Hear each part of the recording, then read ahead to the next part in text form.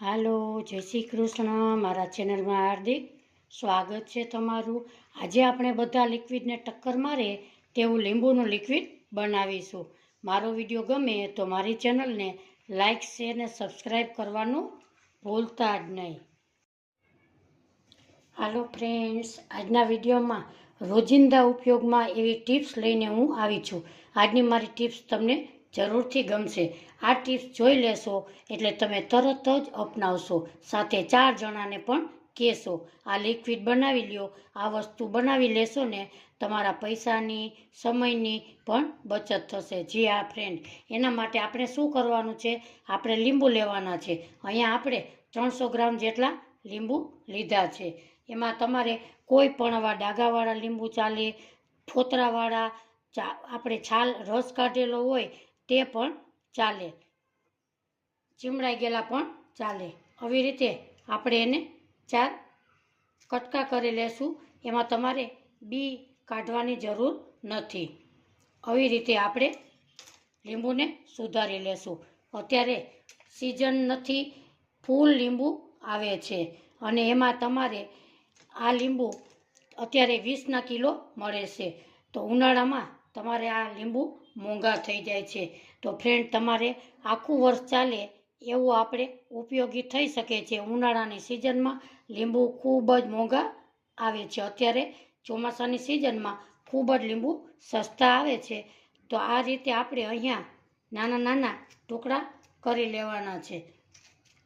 તમે ગમે એટલા લીંબુ લઈ શકો છો. આપણે અહીંયા 300 લીંબુ લીધા છે. અહીંયા આપણે આવી રીતે બધા લીંબુને કટકા કરી લેશું. અહીંયા આપણે બધા લીંબુના સરસ કટકા આપણે કરી લીધા છે. હવે આપણે એક કુકર લેવાનું છે. એ કુકરમાં બધા કટકા આપણે એમાં ઉમેરી દેશું. એમાં નાખીશું આપણે મીઠું. એક નાની વાટકી આપણે મીઠું અંદર ઉમેરી દીધું છે.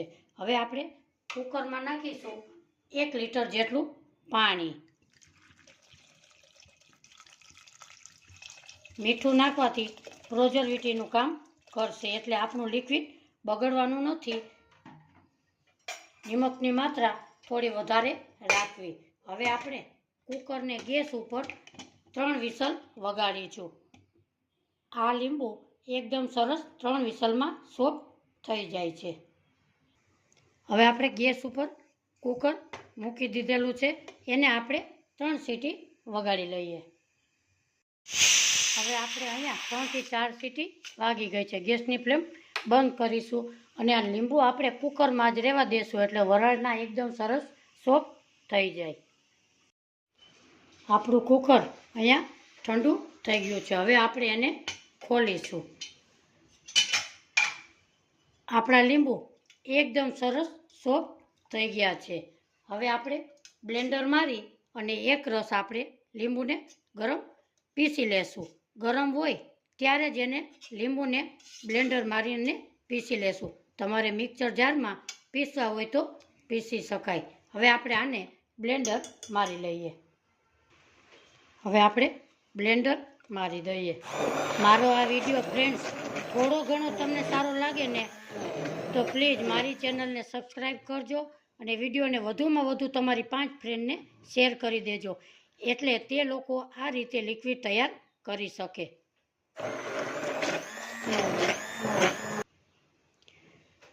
જી હા ફ્રેન્ડ્સ, આપણે અહીંયા બનાવી રહ્યા છીએ હોમમેડ લિક્વિડ. ફરી આપણે થોડું પાણી એમાં ઉમેરીશું, એટલે આપણે 1.5 લીટર પાણીનો ઉપયોગ કર્યો છે. આ લિક્વિડ વાસણમાં કોઈ પણ ડાઘ હશે ને તો દૂર થઈ જવાનું છે. આપણે એક હવે ગયણો લેશું અને લિક્વિડને આપણે ગાળી લઈએ. આપણે હવે થોડું થોડું નાખતા જઈશું અને આપણે એકદમ સરસ ગાળી લઈએ. મિત્રો, આપણે આ એક સુપર પાવર લિક્વિડ બનવાનું છે. આવી રીતે બધું આપણે અહીંયા કાઢી લીધું છે.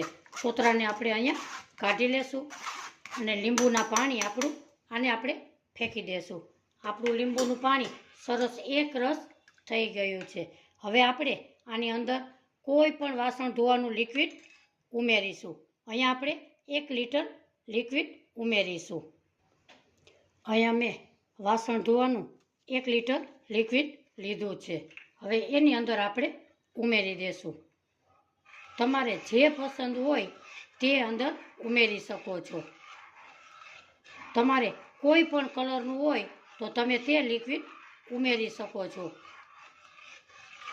આ તમારું લિક્વિડ એટલું શક્તિશાળી થવાનું છે કે વગર મહેનતે બધા વાસણ દૂર, બધા ડાઘા તમારા વાસણમાં દૂર થઈ જાય છે. આ રીતે લિક્વિડને સરસ મિક્સ કરી લઈએ. આ રીતે સરસ એકદમ મિક્સ કરી દેવાનું છે. આપણું લિક્વિડ એકદમ ઘટ બન્યું છે. તો આ લિક્વિડને ઠંડુ દેવા દેશું. ઠંડુ થઈ જાય પછી શું કરવાનું, બોટલમાં ભરી દેવાનું. આપણે જ્યારે ઉપયોગમાં લઈએ ત્યારે થોડું થોડું લઈને વાપરી શકાય.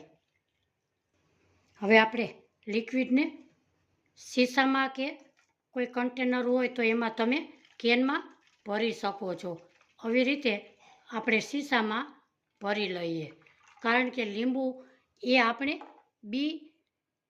બાફેલા છે એટલા માટે અહીંયા આપણે લિક્વિડમાં ફૂગ પણ નહીં ચડે અને વાસ પણ નહીં આવે. અહીંયા આપણે 2 શીશા ભરી લઈએ. રોજિંદા કામમાં તમારે ખૂબ જ ઉપયોગી થવાનું છે ફ્રેન્ડ્સ. તો તમને મારો વિડીયો આજનો ગમ્યો હોય તો લાઇક, શેર અને સબસ્ક્રાઈબ કરવાનું ભૂલશો નહીં. ફરી મળીશું એક નવા વિડીયો સાથે.